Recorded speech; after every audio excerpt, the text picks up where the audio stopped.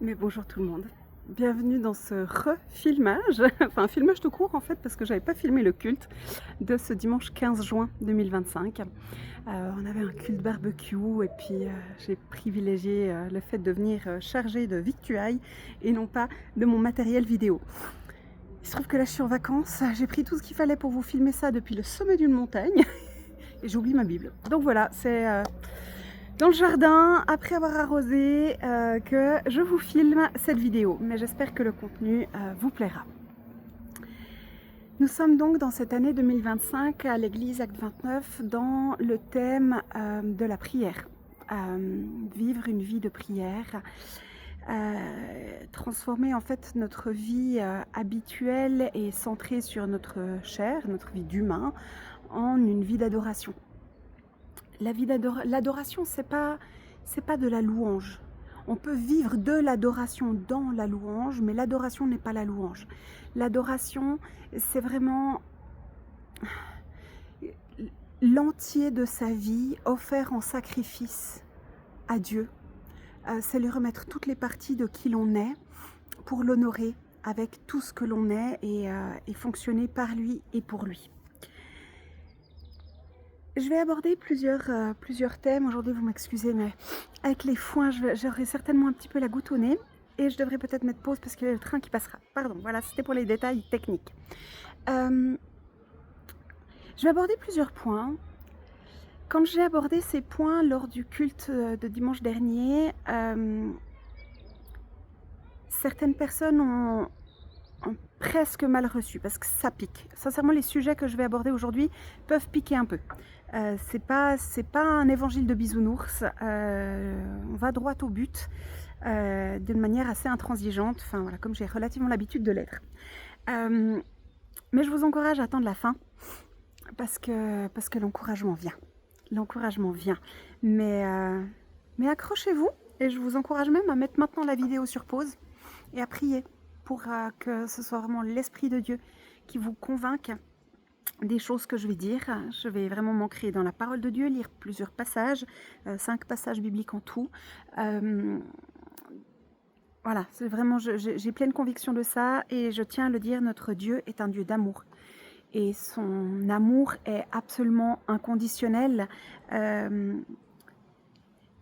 C'est vraiment, l'amour de Dieu est inconditionnel. Il aime tout le monde, il aime même les pécheurs. Et à partir du moment où on commence à lui donner sa vie, à l'accepter comme sauveur et comme Seigneur, parce qu'il ne faut pas oublier aussi de le nommer comme Seigneur de nos vies. Et je crois que c'est vraiment ça qu'on aborde aujourd'hui. Pas seulement comme sauveur, vraiment comme Seigneur, dans tous les domaines de nos vies. Je m'attarde pas plus et je rentre dans le vif du sujet. Mais recevez vraiment la conviction de l'Esprit de Dieu et son amour. La vie avec Dieu, la marche avec lui est vraiment faite de différents paliers. Hein, vous l'aurez certainement remarqué. Mais comme on a un Dieu qui est un Dieu de plénitude, un Dieu de perfection, à chaque étape de compréhension, de remplissage, si je peux dire, chaque étape de nettoyage de nos vies, on a vraiment l'impression d'atteindre le top de notre relation avec lui. C'est beau, ça fait du bien. Qu'est-ce que ça fait du bien d'être rempli de cette manière. Et puis, revient le quotidien. Bianca, tu veux participer au culte? Donc voilà, le quotidien revient et tout à coup, notre foi qui a été pleinement restaurée, remplie, vient se heurter aux soucis. Et on ne sait pas trop comment la relation avec Dieu, finalement, devient de moins en moins intense. Et même potentiellement, on s'éloigne de lui. Parfois, on se rend compte que malgré toutes les prières, toutes les délivrances même qu'on a pu faire, les vieilles casseroles de nos vies, les choses qui nous sont attachées, remontent à la surface et puis finissent par encombrer notre relation avec Dieu. Pire même, parfois on peut rentrer même en rébellion contre Dieu en disant mais j'ai fait absolument tout ce que je pouvais. Je suis allée voir tel et tel pour être délivrée, ou j'ai été délivrée seule sur mon canapé, ou on a prié pour moi, je suis allée voir tel ministère, patati patata. Et il y a encore. Et il y a un découragement qui vient, sans parler vraiment du quotidien. Le travail, les enfants, la famille, les tâches qu'on a à faire, les soucis administratifs qui nous encombrent la tête et qui petit à petit atténue ce feu qu'on avait regagné. Alors comment changer les choses? J'aimerais déjà dire 2 choses très, très importantes. Pause mouchoir. Pardon. Donc première chose très, très importante, c'est que tous les paliers qu'on peut vivre dans nos vies, nos paliers d'apprentissage, de compréhension, et même, je vais vous dire, les retours en arrière, quand tout à coup on manque de foi ou qu'on se sent dans un désert total, toutes ces étapes-là ont leur importance. Elles sont même d'une importance capitale et il ne faut absolument pas les minimiser. Ne pas rentrer dans une colère, dans une rébellion parce que tout à coup on rechute dans quelque chose ou qu'on a vraiment du découragement ou que tout à coup on ne ressent plus du tout la présence de l'esprit. Ne rentrons pas je dis bien ne rentrons pas en rébellion et ne minimisons pas ces étapes-là. Elles ont vraiment leur importance. Le deuxième point qui finalement explique un peu le premier en partie, c'est que Dieu a voulu que la vie de l'être humain soit absolument pareille à la nature. On est fait de saisons et la nature est faite de saisons. Il y a la floraison, on découvre des choses, waouh, c'est merveilleux, c'est tout beau, c'est tout coloré, c'est tout doux. Il y a les chaleurs, oh, c'est le feu, c'est le zèle. Après vient les fruits, la récolte. On est rassasié, c'est magnifique, on a l'impression de grandir, de se remplir vraiment. Et puis vient la période de repos, souvent dans le froid, ce qu'on pourrait appeler les déserts spirituels.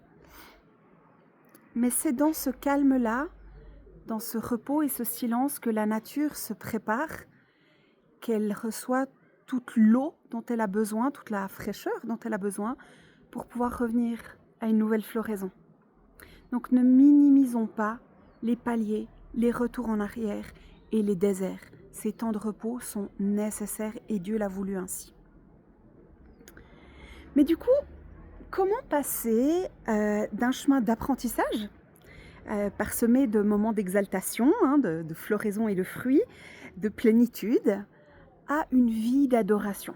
Que ce ne soit pas juste des moments, des top niveaux dans un moment charnière de notre vie, puis une redescente, mais même s'il y aura toujours des hauts et des bas, comment vivre une vie générale qui ne soit pas comme ça, mais comme ça. Vraiment cette vie d'adoration. Comme je le disais, l'adoration, c'est pas juste de la louange, c'est vraiment un mode de vie. Un mode de vie où les paroles et le cœur sont alignés avec les actes selon la volonté de Dieu. Et où tout notre être, toute notre vie, alors on a tous, comme je disais, des petits moments, patati patata, on reste des humains, mais où la globalité de notre vie a vraiment une bonne odeur pour le Seigneur. Je vais vous lire maintenant plusieurs passages. On va commencer par Ésaïe 29, donc Ésaïe chapitre 29, les versets 13 et 14. Le Seigneur dit : « Ce peuple s'approche de moi, il m'honore de la bouche et des lèvres, mais son cœur est éloigné de moi, et la crainte qu'il a de moi n'est qu'un commandement humain, une leçon apprise. C'est pourquoi je continuerai d'étonner ce peuple par des merveilles et des miracles, de sorte que la sagesse de ces sages disparaîtra, et l'intelligence de ces hommes intelligents devra se cacher. » Alors on a deux choses très, très distinctes dans ce passage. Déjà, Dieu nous encourage vraiment à ce que... Enfin, il dit que ce qui sort de notre bouche n'est finalement qu'une leçon apprise. Donc finalement, comme si... Alors là, quand il parle à ce moment-là du peuple hébreu, il dit que ce qui sort de sa bouche et même de son cœur n'est qu'une leçon apprise. Comme si c'était un automatisme. Sa foi n'était qu'un... Bianca qui passe sur le balcon, n'était qu'une leçon apprise, comme si vraiment c'est de la religiosité. On récite ce que l'on connaît de la foi, de la parole de Dieu, mais sans que ce soit une conviction pleine et entière et que notre vie soit un exemple de ce que l'on sait et de ce que l'on proclame. Et ça, je pense que c'est une bonne première remise en question à faire. Est-ce que quand je prêche à d'autres ou quand j'ai des échanges avec mes frères et sœurs de l'Église, finalement je récite quelque chose d'automatique, mais est-ce que je le mets vraiment en pratique dans ma vie? Est-ce que je vis des temps de louange uniquement à l'église ou est-ce que je prends vraiment des temps dans ma semaine, plusieurs fois même par jour, pour parler en langue avec Dieu, pour lui parler tout court, pour lui exprimer tout ce que j'ai sur le cœur, tous mes besoins? Est-ce que je l'honore par ma façon d'être, ma façon de vivre et mes paroles et mon cœur? Ça, c'est la première chose. Et Dieu nous dit quand même qu'il continue de faire des merveilles et des miracles parce qu'il est tellement au-dessus de la sagesse des hommes et de notre propre sagesse. Et il continue d'être ce Dieu merveilleux et grand et miraculeux pour qu'on se rende bien compte à quel point nous sommes petits et que ce n'est pas par nos propres efforts que l'on peut atteindre son niveau. Et je crois qu'on a vraiment beaucoup d'humilité et de crainte du Seigneur à retrouver. Désolée, aujourd'hui, ça aboie vraiment beaucoup. Le deuxième passage que j'aimerais vous lire, alors attention, ça pique toujours autant, est dans Ézéchiel, chapitre 20, versets 38 à 41. Je séparerai de vous ceux qui sont rebelles et se révoltent contre moi. Je les ferai sortir du pays où ils séjournent en étrangers. Mais ils ne pénétreront pas sur le territoire d'Israël. Vous reconnaîtrez alors que je suis l'Éternel. Là, il y a une séparation de ceux qui ne sont pas des vrais adorateurs de Dieu. Quant à vous, communauté d'Israël, voici ce que dit le Seigneur l'Éternel. Que chacun aille donc servir ses idoles. Bon, vraiment, si tu as des idoles, mais vas-y. Le Seigneur te dit, mais va les servir. Mais après cela, on verra bien si vous continuez à ne pas m'écouter et de déshonorer mon saint nom par vos offrandes et vos idoles. Donc le Seigneur nous met en garde. Si tu veux servir des idoles, si tu veux avoir des choses qui t'éloignent de moi dans ta vie, ben vas-y, mais tu vas bien te rendre compte que cette adoration à ces idoles ne te remplissent pas, ne te font pas du bien. On verra bien si tu voudras continuer. En effet, c'est sur ma montagne sainte, sur la haute montagne d'Israël, et petite parenthèse, nous sommes aujourd'hui le peuple d'Israël, déclare le Seigneur l'Éternel, que toute la communauté d'Israël, tous ceux qui seront dans le pays, me serviront. Là, je leur réserverai un accueil favorable. Là, je rechercherai vos offrandes, la meilleure partie de vos dons, avec tout ce que vous me consacrerez. Je vous accueillerai comme un parfum dont l'odeur est agréable, quand je vous aurai fait sortir du milieu des peuples, quand je vous aurai rassemblé des pays où vous êtes éparpillés. À travers vous, ma sainteté sera alors manifestée aux yeux des nations. Donc là, le Seigneur dit, mais quand vous serez vraiment revenus à moi, quand vous en aurez fini avec vos fausses idoles, et que vous serez vraiment sur ma montagne, donc au plus proche de moi, alors vous serez vraiment une odeur et vous servirez de témoignage aux autres peuples qui sont encore en train de servir des idoles. C'est votre proximité avec moi qui fera la différence.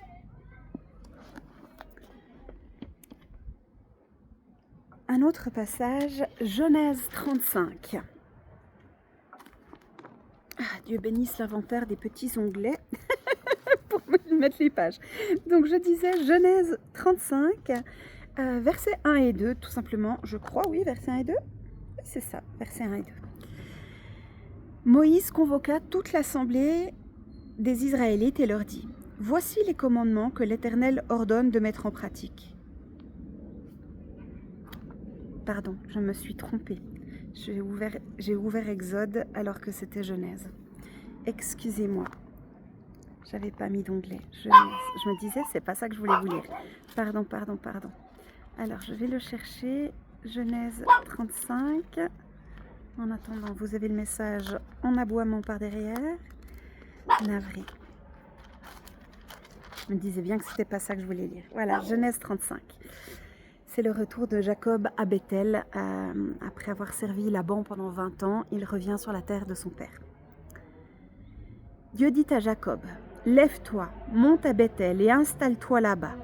Tu y construiras un autel en l'honneur du Dieu qui t'est apparu lorsque tu fuyais ton frère Ésaü. » Jacob dit à sa famille et à tous ceux qui étaient avec lui, « Enlevez les dieux étrangers qui sont au milieu de vous, purifiez-vous et changez de vêtements. » Je suis tombée sur ce verset, sur ces deux versets lors de notre étude biblique en groupe la semaine passée. Et c'est en fait ce passage-là qui a donné tout le message que je suis en train de vous faire aujourd'hui. Jacob revient sur la terre de son père. C'est un peu un parallèle comme le fils prodigue qui revient chez lui ou comme nous qui, après s'être éloignés, revenons vers notre père. Et Dieu nous accueille à chaque fois qu'on revient à lui, mais il nous dit, si tu veux vraiment vivre dans ma maison, si tu veux être proche de moi, alors enlève tous les dieux étrangers qui sont chez toi, dans ton temple intérieur, dans ta vie. Purifie-toi, donc demande pardon, la repentance sincère, et même change de vêtements. Donc changer de vêtements, c'est changer d'apparence, changer d'habitude. Donc il y a vraiment un changement total qui doit se faire pour revenir à la maison de Dieu. Le dernier passage que je veux lire, cette fois-ci, c'est dans Exode. Exode 34, verset 29.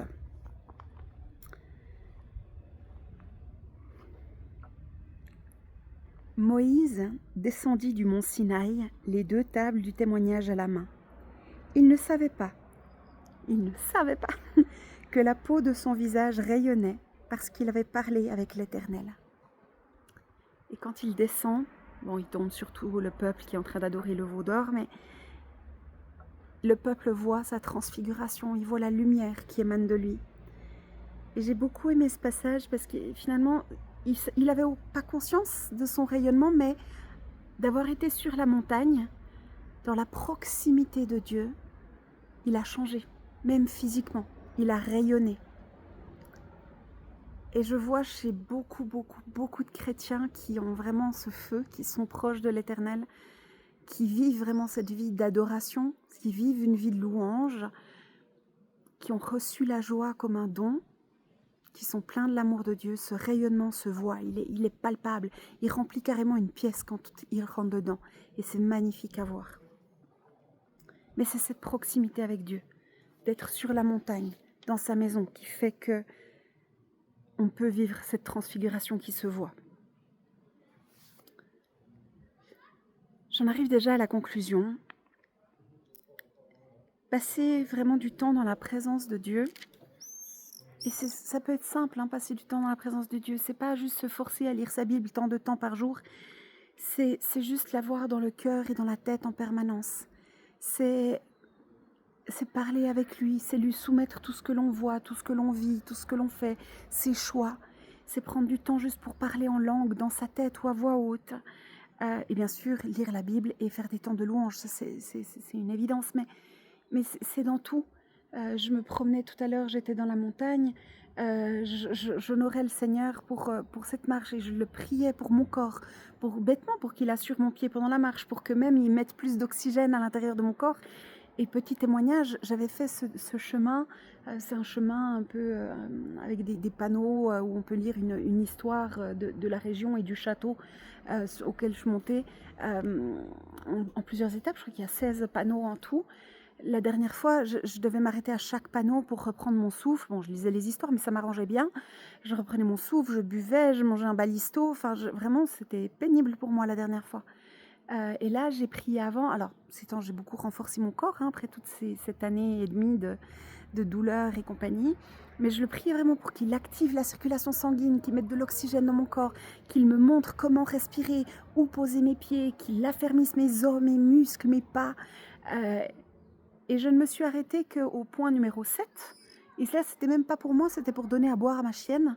Alors, j'ai profité pour boire une gorgée quand même, vu que j'y étais, mais je suis montée jusqu'au point numéro 16, comme de rien, en 25 minutes, alors que j'avais mis plus de 45 minutes la dernière fois.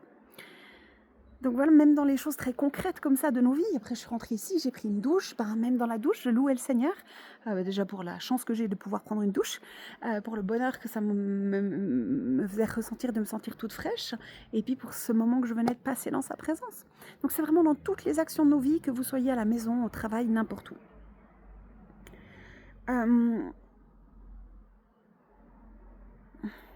Donc ouais, passer vraiment du temps dans la présence de Dieu, garder son temple intérieur, sa vie intérieure et extérieure, aussi sur la façon dont on se représente. Ça passe par l'attitude, les vêtements, même le maquillage. ce qu'on a à l'intérieur de chez nous, la façon dont on se comporte avec les gens, avec nos collègues, etc. Même avec les gens dans la rue. Euh, Vraiment le garder net de toute idole. Les idoles peuvent être beaucoup, beaucoup de choses.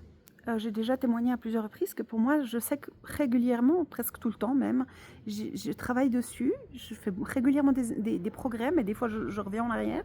Mon téléphone est une idole. C'est pas mal d'avoir un téléphone, de regarder des films sur Netflix, YouTube ou autre. Ce qui est mal, c'est quand ça prend une telle place que ça nous empêche de passer du temps avec Dieu et qu'à force de regarder certaines choses, ça vient polluer nos pensées, notre foi. Et là, c'est un problème, ça devient une idole. Mais nos proches peuvent être des idoles. Le travail peut être une idole. Enfin, tellement de choses peuvent être des idoles. Absolument tout peut être une... Même l'église, même le pasteur peut devenir une idole. Même la lecture de la Bible peut devenir une idole. Si on la lit religieusement, sans la mettre en pratique, sans chercher à poser la question par la prière à l'esprit de vérité et de révélation de Dieu, qu'il nous dise ce qu'il en est, qu'on s'en nourrit vraiment et qu'on la met en application, mais que simplement on la lit et qu'on la régurgite éventuellement à d'autres pour leur faire la leçon, la Bible elle-même peut devenir une idole. Donc, ouais, je pense que chacun doit s'examiner avec l'amour de Dieu, parce que Dieu ne va pas faire ça en nous jugeant. Et on est dans ce temps de grâce pour pouvoir évoluer, grandir et se purifier. Donc, ouais, je vous encourage vraiment chacun, je nous encourage chacun à faire ce travail-là, cette liste des choses qui prennent la place de Dieu dans nos vies. Dernier passage que j'aimerais vous laisser, et quand je l'ai dit au culte dimanche, j'ai vraiment encouragé chacune à se l'écrire pour en faire vraiment un leitmotiv, vraiment quelque chose qui va... Oh, mince, j'ai enlevé mon petit glis-glis. C'est pas grave, je vais aller rechercher le passage. Quelque chose qui va petit à petit transformer nos vies. Vous savez, si on lance une idée en l'air comme ça, ou qu'on lit un passage, ça peut impacter des fois très très fort notre vie, entendre un message, etc., qui nous chamboule. Mais si tous les jours on l'a en tête, plusieurs fois par jour, on le voit, on le lit, on peut se le mettre comme décoration, comme fond d'écran, ou comme sur le coque de notre téléphone, ou l'écrire, le mettre sur le frigo, dans les toilettes, sur le mur de votre chambre, n'importe où vous allez le voir régulièrement, pour que vraiment, petit à petit, sur des semaines, voire des mois peut-être, ça transforme vraiment votre vie, que vous laissiez la parole transformer vos vies. Alors, Rococo Galate. Rococo, coco. Je vais y aller. Galate, allez. Galate, chapitre 2, au verset 20. Ici, j'ai été crucifié avec Christ. C'est Paul donc qui parle là. Ce n'est plus moi qui vis, c'est Christ qui vit en moi. Et ce que je vis maintenant dans mon corps, je le vis dans la foi au Fils de Dieu, qui m'a aimé et qui s'est donné lui-même pour moi. Ce n'est plus moi qui vis, donc ce n'est plus au travers de mon intelligence, même de ma créativité, de ma chair surtout, de la société, de l'histoire de ma famille qui m'a formaté, de mes traumas. Ce n'est plus tout ça qui vit. Je les crucifie avec Christ et je laisse vraiment Christ, l'exemple de Christ, vivre en moi, prendre toute la place, diriger mes choix de vie, diriger mes actions, mes pensées, mon cœur. Vraiment que esprit, âme et corps, on puisse être renouvelés totalement par l'exemple de Christ. Ouais, je crois que j'ai pas grand-chose à rajouter. Je vous laisse sur ces paroles, sur ce Galate de 20, que vous puissiez vraiment le méditer, le mûrir, et qui puisse inspirer cette nouvelle vie. Je prie vraiment que les paroles que j'ai prononcées aujourd'hui vous soient confirmées, si elles sont justes par l'Esprit de Dieu, et que vous puissiez vraiment faire votre chemin depuis là où vous en êtes aujourd'hui. Que le Seigneur vous bénisse. Prenez soin de vous.